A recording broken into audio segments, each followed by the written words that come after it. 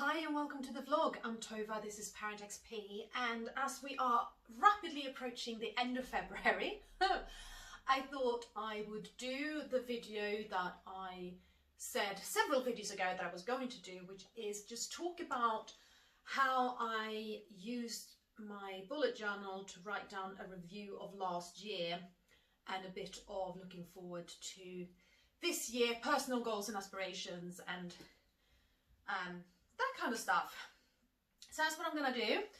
And I might as well... My superpower is that I need an exoskeleton. I have quite severe tendon inflammation going on in my forearms at the moment. It is something that unfortunately comes with Elin's care needs. But that's why I'm taped up like this. Looking a bit ridiculous, but the tape really helps. Kinesiology tape is amazing. That's a bit of an aside. Hi! If you are new to my channel, my name is Tova, I'm a special needs mum. I have two children, two girls, one who has very complex and severe disabilities, severe brain injuries from birth, and a lot of issues that come with it, a lot of neurological issues that come with it. And I use this channel to try and support other special needs parents and just advocate for our community and really highlighting that life with a disabled child isn't that bad, actually. And I try to be as honest as possible. So if you like what you see, please subscribe to my channel, please share my videos on your social network, and you can always come and find me on other social media platforms. I am on Facebook, I'm on Instagram, and I'm on Twitter as ParentXP on all of those. So yes, there we are. Hi, welcome. This is just going to be me sitting and reading out of my journal. Right, so in my bullet journal, I have several pages of year-end reflections. And these are personal. I'm going to read out some of them. I'm not going to read out all of them, but I was going to talk through a little bit about why I do this and in what format. So I do this every year. At the end of every year, I go through this. I look back at the year that's been, I look at the good and the bad, and then I look at what I really want to achieve this year. And I find it such an amazing thing to do because I think particularly at the end of 2020, when we'd had nearly a year of lockdowns and COVID protocols and things were really, really tough, and to sit and focus on the things that had gone really well was actually quite useful and therapeutic, and to focus on kind of where I want my life to go this year as well. So 2020, if you know me, if you know my videos and what's been going on, you know that 2020 was an extremely overwhelming year for me. I left my husband, my partner of 17 years. My job was made redundant. Of course, we had the COVID and the things that were going on around that. It was just there was a lot of stuff that happened. Lot of stuff that happened. And so where do I take all of that and move forward in 2021 when we're still under lockdown protocols and we don't really know what's going to happen? So that's what this vlog is going to be about. Right, so the year-end reflections, what I do is I write down 10 highlights, I write down 5 disappointments, and yes, it's less disappointments and highlights because I really want to focus on the positive. I write down 3 absolute game changers and 3 areas that my focus was on, and then 3 things I forgot. This year I added the question, when did I feel most in my sweet spot? And when did I feel most exhausted and drained? And then looking ahead to 2021. What you are going to find out as I go through this is that a lot of things are repeated in all of the sections because they are so interconnected. So, if we start with the highlights, one of my biggest highlights of last year, and it actually came out of the lockdown, is that I was able to, together with Alice, my youngest daughter, who at the time was 3, follow a frog's entire life cycle from spawn to frog. Because where I lived then, this is before I left my girl's dad, where I lived then, there's a little brook right outside the house, and there were frogs born in that, and they turned into tadpoles, and then into froglets, and into frogs. And it was just a really fascinating thing to do, being outside every day and looking at these together with a little 3-year-old and talking about how frogs develop and what's going to happen. And just, yeah, it was brilliant. It was such a cool thing to do. Where I live now, I don't have that kind of thing right outside my doorstep, which is a shame, but I'm really going to try and get the girls out into nature an awful lot this year, and we can look at things that change and happen, and daylight, sunshine, movement, right? It's all good. It's all good. The second highlight I put on is that my YouTube channel has really been growing last year. And I thought it was really growing last year, but oh my God, what's going on this year?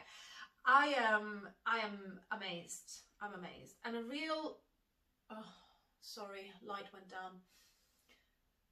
Is this still light enough? Yeah, it's still light enough.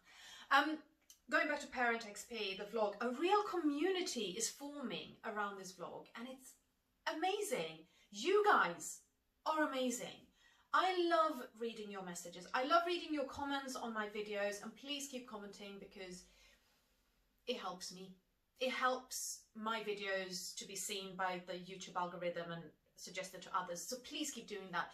But so many of you have gotten in touch with me outside of the comment field to let me know that you felt helped by something that I've said, or to let me know that you yourself is a special needs parent, or that you yourself have a chronic condition, and you're sharing a little bit about yourselves. And I'm so happy, I'm so grateful, I'm so humbled, and I really appreciate you, all of you. I really do. So keep doing it. Yeah, bring it in. Go here, give us a hug. Yeah. Back to highlights. A very old and very good and very important friend is back in my life. We lost contact for various reasons, and we got back in touch early last year. And yeah, amazing. Amazing. Friends, there are some friends in your lives that you let go of, but this is a friend I never wanted to let go of, and I'm glad that he's back in my life. Under highlights, I have put that I took the risk and the chance to leave my marriage. There are big disappointments about that, but there are also huge highlights about that. And I found a new lovely home, and I have amazing neighbours here, which means so much. I have been developing my public speaking skills and forged ahead with my Toastmasters development, and I have unbelievable friends. I just have such amazing, supportive and wonderful friends, and that's another thing that I'm hugely, hugely grateful for. So those are some of the things that I wrote down under highlights. Under disappointments, my top disappointment is Elin's seizures.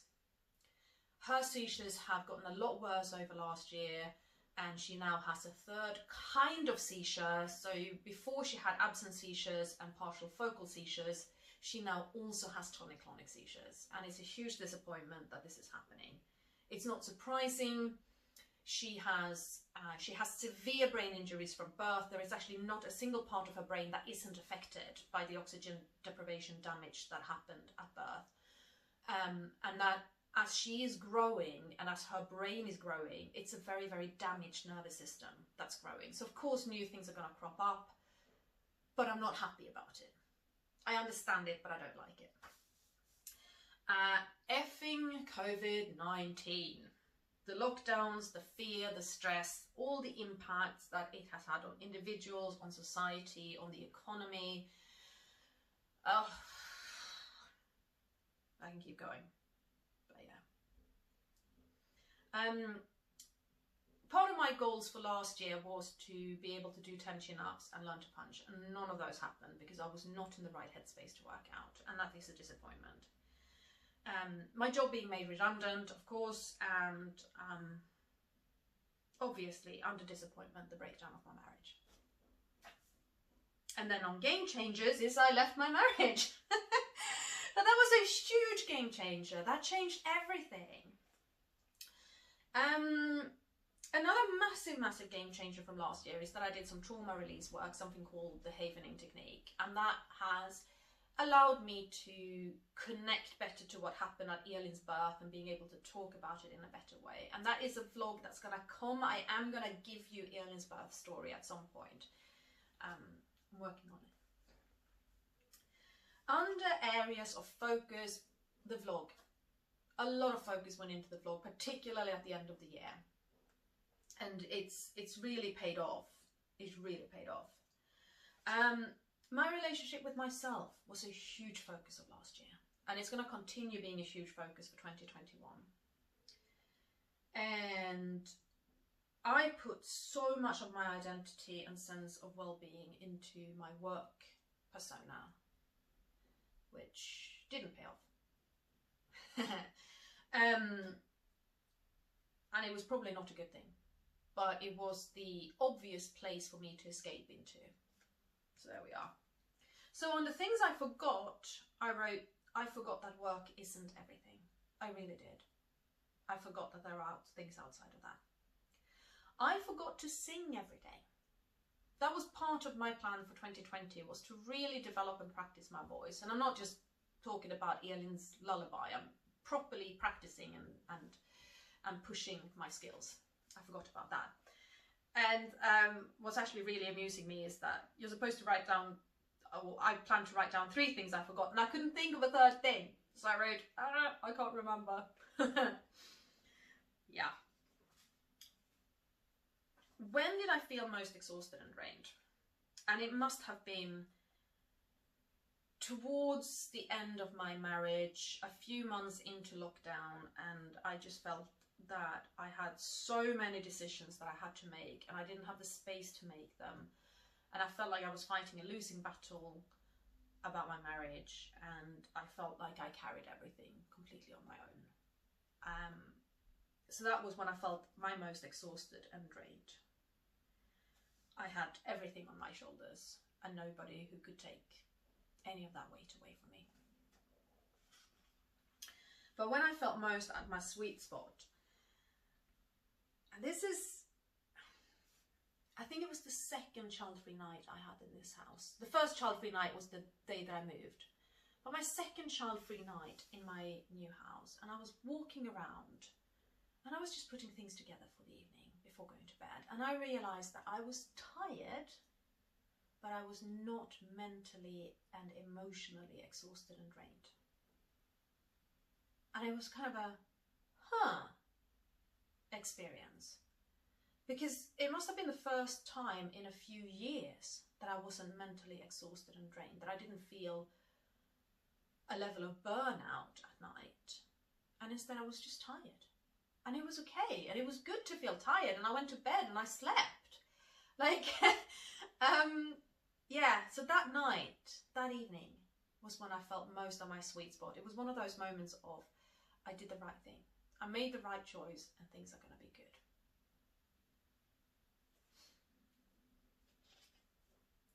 And that leads on to looking ahead to 2021. What I wrote down was, I wrote down a couple of paragraphs and then I wrote down 10 goals. And the first paragraph is, I'm only responsible for my actions and reactions. I can't control anybody else, but I can control how I respond to them.